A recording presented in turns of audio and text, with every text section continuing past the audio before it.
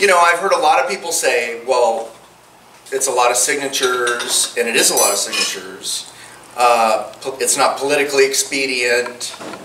It's going to take Richardson out, because then he'll be the governor. He's doing so many good things in the at the Secretary of State's office, which he is. But I presume that after we're successful, that his successor will be chosen well and will continue carrying the ball and correcting illegal things that are going on, that have been going on in prior administrations. So, you know, the thing is, if you listen to the naysayers, guess what? Donald J. Trump would not have run. Oh, right. They all said he wasn't going to make it. I mean, and the thing is, in my view, politics as usual hasn't gotten us anywhere, okay? So if the GOP has a candidate that they have in mind and they're not telling us, and you know, that's why they want us to hold off, it's going to upset the apple cart or whatever, so what? You know what? That kind of crap hasn't worked so far and we're tired of it. Right. You know? So, I mean,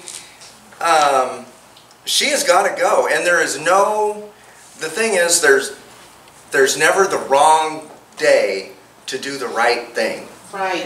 You know, we should not have to wait to do the, well, you know, there's going to be an election in a year and a half. You know what? In my view, she's worse than Hillary. Oh, yeah. You know, do we want that person as a governor? I mean, and realistically, all everybody has to do, if you can do 10 signatures a week, and all you have to do is keep a clipboard in your car, so no matter where you go that day, people you talk to, somebody helping you out with the groceries or whatever, everybody, somebody pumping your gas, ask them to sign. And 10 a week, and we will get this easily. Yes. You know, this will make a huge, I mean, it's going to be worldwide news. Yes. But it will put us on the map, folks. They're going to, it's going to make politicians sit up and take notice. And it's going to give us some clout. I mean, to where these people know how to get it done. You got the Patriot movement, you got the 3%ers, Oregon Women for Trump. I mean, other organizations are joining in, and that's awesome. And so a little bit of background. I've been involved for 22 years, something like that, and I've run campaign signature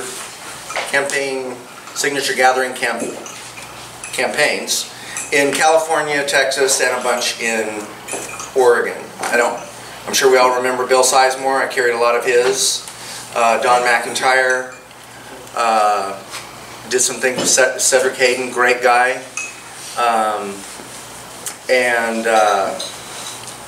You know, I actually got arrested in Texas for gathering signatures in the mall.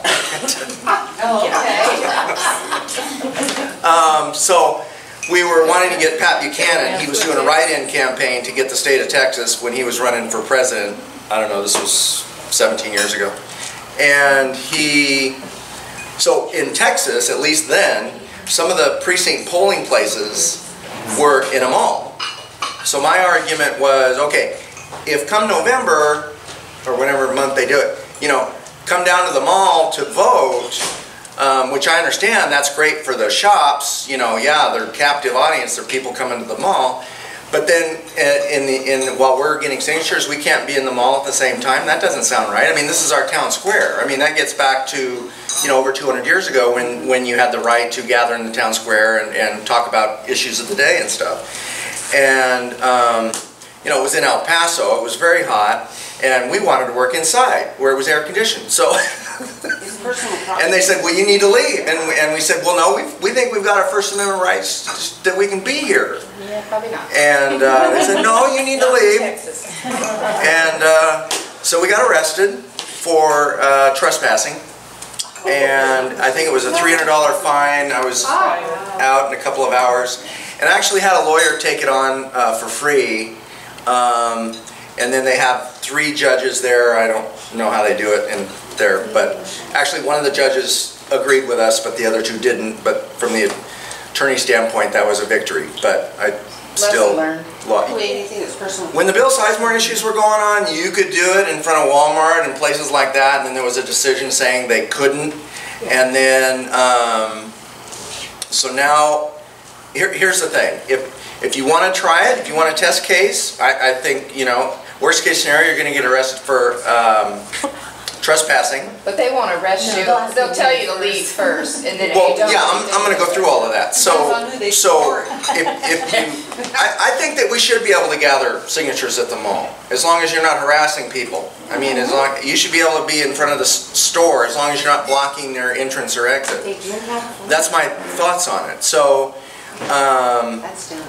they ask you to leave. If you don't leave, you run the risk of getting arrested. So what you can do at a Walmart, for instance, first ask permission of the store manager. Is it okay if we set up over here? And if they say no, then that's your answer. But what you can do also, you can circulate in the parked cars and get people as they're coming to their car or leaving, you know, either way in the parking lot. That's a good way to get signatures, is running around in the parking lot. But then if they see you, ask you to leave, similar situation, then you might want to leave. I mean, where it's definitely okay is on a sidewalk, as long as you're not blocking traffic, at the post office, at the DMV. The park? The park. See, this is a great time of the year to be doing this. If we were in the dead of winter, January, December, Thanksgiving, people are thinking about other things, and the weather is not for us. This is a great time of the year. We've got our state fair coming up. We got county fairs. We got rodeos, carnivals, different things going on all over. Is there any gun shows going on? There is a gun show, I think, in September. I want to make sure that every signature that we possibly can. Typically on a volunteer drive, you know, you're going to have about 90% validity. If it's a paid thing, then that validity drops down to about 70-75%. Because those people are just getting paid. They do kind of care, but they're just on to the next signature kind of a thing. Now, in the past, we could write out all their information. All I had to do was sign it. Like if you were carrying multiple petitions, then that was okay. And it was preferable because then it's a lot quicker. They don't have to fill everything out. But now, they want to see the whole line filled out. So, the date is important, and they need to be registered that day. So if they are not registered and you're registering them, then they need to either do it online that day, or you need to take the card and get it down on that day before 5. Right? If they're not registered? No, you just take your iPad and go online and have them fill it out right there. Why not? Yeah, you could.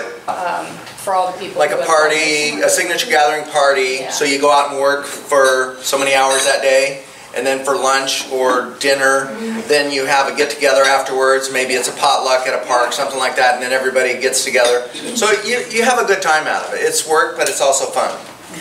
So you got to realize this is First Amendment rights. Yeah. So it's paramount. It's at the top. So you've got the right. That's what makes our country great. When you are at a business getting signatures, I recommend that you get it as they're leaving, not when you're going in, because you know how these people are. I mean, when they try and destroy us, and if you've got a business owner that's for it, but then they're like all fired up, and then they go in and complain, oh, that person shouldn't be there, so you don't want to hear that.